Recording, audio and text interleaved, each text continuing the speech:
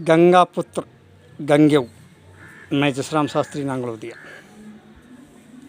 प्रकाश के लिए सूर्य को दीपक दिखाने की आवश्यकता नहीं होती, क्योंकि सूर्य में रात नहीं होती।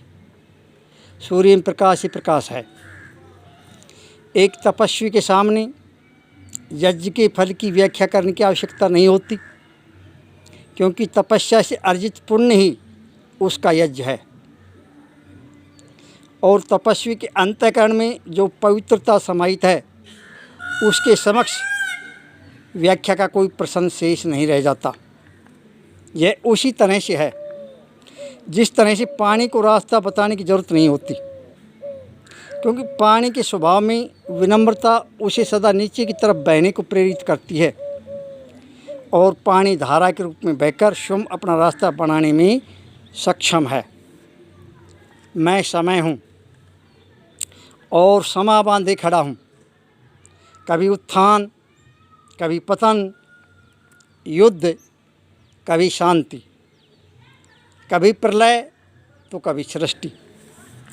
इस तरह के खेल खेलना मेरी अपनी पहचान है, क्योंकि मैं समय हूँ। शास्त्रवेताओं ने मुझे काल कहकर पुकारा है। मुझे तो काल रूपी अश्व भी कह दिया गया है। काल रूपी अश्व दौड़ रहा है, लेकिन तब मुझे आश्चर्य होता है जब कोई अश्व दौड़ता है तो उसका कोई न कोई पैर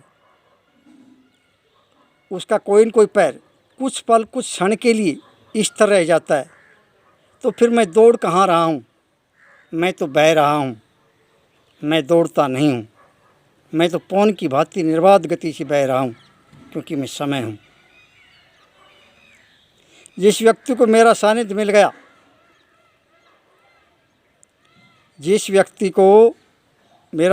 गया, लोगों ने उसका विजयश्री में राज्याभिषेक होते देखा है और देखा है दीपोत्सव में विजय महोत्सव मनाते हुए। और जिन्हें मेरा सानिध्य नहीं मिल सका, ऐसे पंडितों, ज्ञानियों और महर्षियों को मैंने गमगीन होते देखा है और देखा है मौत की नींद सोते, खाक छानते, भाड़ झोंकते, और देखा है अभिशाप भोगते, क्योंकि मैं समय हूँ। गंगा पुत्र भीष्म की बदकिस्मती और व्यवस्था यही थी कि वे कौरव सेनाओं के प्रधान सेनानायक थे, और यदि हाँ वे खुशकिस्मत थे तो यही कि वे धर्म का साथ दे रहे थे। गंगा पुत्र ने पांडवों का वध न करने का प्रण लिया था। पांडवों को धर्म का प्रतीक समझा था। वे हस्तिनापुर की तरफ से युद्ध में प्रस्तुत हुए थे, न कि सुयोधन की तरफ से। वे सुयोधन की तरफ से युद्ध में प्रस्तुत नहीं हुए थे। राष्ट्रहित में युद्ध करना भीष्म का अहोभाग्य था। भीष्म का यह दृष्टिकोण कितना अचरज भरा और कितना महान था। आहा, कुदरत का खेल निराला है। मैं समय हूँ। श्री कृष्ण मेरी चाल को ठीक अच्छी तरह से जानते और समझते थे। वे एक सफल राजनीतिक, कूटनीतिक, व्यूहरचनाकार और समाज के पथ प्रदर्शक थे, और उन्हें भीष्म पितामह का विश्वास और सानिध्य प्राप्त था। श्री कृष्ण ये जानते थे कि अर्जुन इस युद्ध में एक निमित्त मात्र योद्धा है। अर्जुन इस युद्ध में एक निमित्त मात्र योद्धा है। यदि हजारों अर्जुन पांडव सेना की तरफ से युद्ध लड़ेंगे तो भी वे भीष्म कर्ण के सामने लड़ खड़ा कर गिर जाएंगे।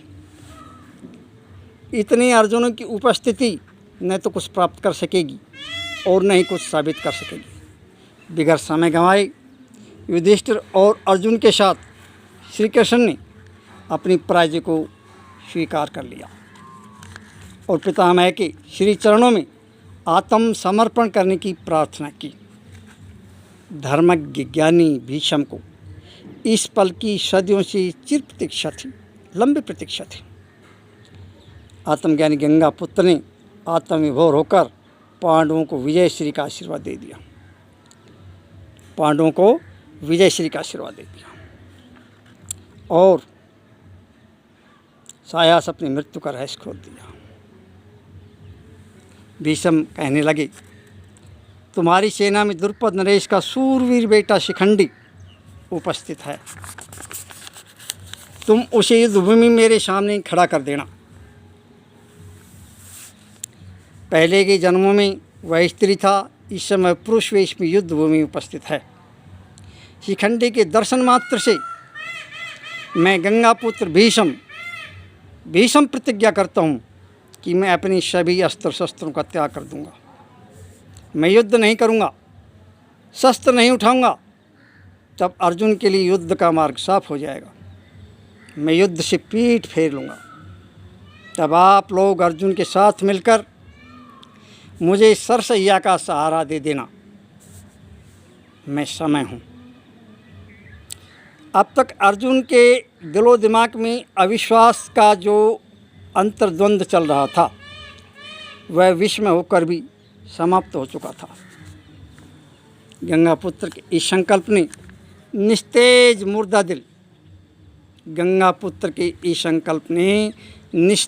मुर्दा दिल अर्जुन के दिलो दिमाग में विश्वास में कौतूहल पैदा कर दिया था। उसके कंपित अधरों पर अब वह निराशा गायब हो चुकी थी। जो थोड़े समय पहले निराशा में अर्जुन डूबा हुआ था, उसके दिल और दिमाग से निराशा गायब हो चुकी थी, क्योंकि उसे पता होगा था कि भीष्म का अब आशीर्वाद मिल गया है। उसके कंपित अधरों पर अब वह निराशा गायब हो चुकी थी और चेहरे पर साफ साफ मुस्कान झलकने लगी थी। फिर से अर्जुन के दिल में नव प्राणों का संचार प्रस्फुटित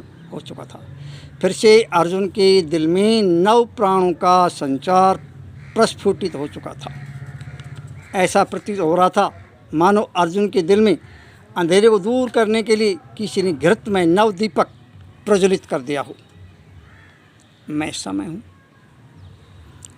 कभी कभी तो मैंने युद्धबंदियों को सिसकते शीखों सलाखों के पीछे घंटों घंटों तक दीवारों पर सिर धुनते देखा है। कभी कभी तो मैंने युद्धबंदियों को शीखों सलाखों के पीछे घंटों घंटों तक दीवारों पर सिर धुनते देखा है। डरावने ठास में चीखते पुकारते सिसकियाँ भर भर कर रोते देखा है। कभी कभी तो इन कायर आँखों को प्राण भिक्षा मांगते देखा गया है। भारतवर्ष में जम्बूद्वीप में इस तरह की शास्त्रोचित और ऐतिहासिक अनेकों महत्वपूर्ण घटनाएं घटित हो चुकी हैं। कभी अभयदान, कभी शीशदान, कभी अस्थिदान का यह महायज्ञ चलता आया है। उत्सर्ग के लिए भीष्म, कर्ण, दधीची तो कभी सत्या पद्मिनी का जौहर। समय समय पर धर्म, समाज और राष्ट्र के लिए इस तरह के बलिदान देखने को मिलते रहे हैं। प्रभावशाली विशेष चारित्रिक व्यक्तित्व के महापुरुषों ने इस तरह के बाग बगीचे लगाकर उन्हें वे सींचते रहे हैं, गुलजार कर सौरभ बिखेरते रहे हैं। लीजिए, तो अब मैं आपको इस पर एक छोटी सी कविता और सुना देता हूँ। देखिए कविता। कब से मानव रहित है यह रणभूमि खाली, कब से मानव रहित है यह रणभूमि खाली, पुष्प रहित सुगंधित नववाटिका खाली, पुष्प रहित सुगंधित नववाटिका खाली, रक्त रहित सिंधुराग में बालू कणिका खाली, टंकार रहित धनुष प्रत्यंचा खाली, स्वर ताल रहित मृदंग वीणा खाली, कंपन रहित तरंग सागर का ज्वर खाली, कब से ध्वल मुस्कान दामिनी रहित घन घटा खाली, कब से ध्वल मुस्कान दामिनी रहित घन घटा खाली, सरदेंदु रहित रजनीगंधा खाली, मारू ढोल की स्वर लहरी में निसंग रहित सन्नद खाली। इंसान वही कहलाते हैं जो सत्य न्याय की रखवाली में अपने प्राण गंवाते हैं, औरों के हित कुशल क्षेम में अपना प्राण निभाते हैं। कभी दानवीर कर्ण भीष्म, कभी नरदयानंद विवेकानंद राणा प्रताप बनकर आते हैं कभी गोरा बादल से बलिदानी। मातृभूमि की आन मान शान रक्त से मांग भर अपना ऋण चुकाते हैं। जसराम शास्त्री नांगलोदिया अब यह धराराठ को नमन करे। जसराम शास्त्री नांगलोदिया अब यह धराराठ को नमन करे। जन्म जन्मों से लेकर इस रज को स्वाभिमान से सम्मान करे। सभी का अभिवादन, सभी को नमन करे। विकास, बदलाव, आविष्कार का आह्वान करे। जसराम शास्त्री नांगलोदिया साहित्यकार। जय हिंद, जय भारत। मैं नांगलोदिया के इस गांव के चौपाल से या गांव के बीच से बोल रहा हूं। ये मेरी कविता सुनाई आपने गंगापुत्र भीष्म के बारे में विशेष जानकारी दी। जय हिंद। ये नांगलोदिया का चित्र आ रहा है गांव का। नांगलोदिया गांव जो दूर तक फैल रहा है, दिखाई दे रहा है। ठीक है, धन्यवाद है, धन्यवाद है, धन्यवाद है। ये मेरी जन्मभूमि नांगलोदिया। धन्यवाद।